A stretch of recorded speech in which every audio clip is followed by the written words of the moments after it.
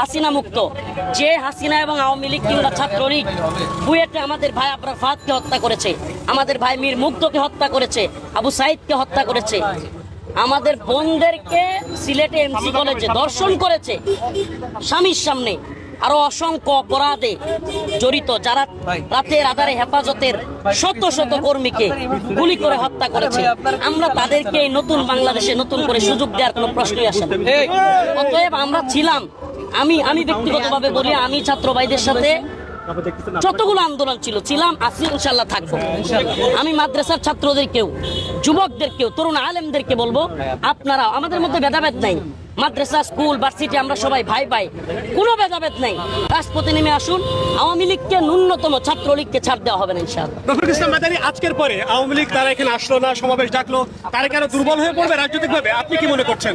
আমি যেটা মনে করতেছি, আমি জানি এটা প্রচার হবে না, মিডিয়া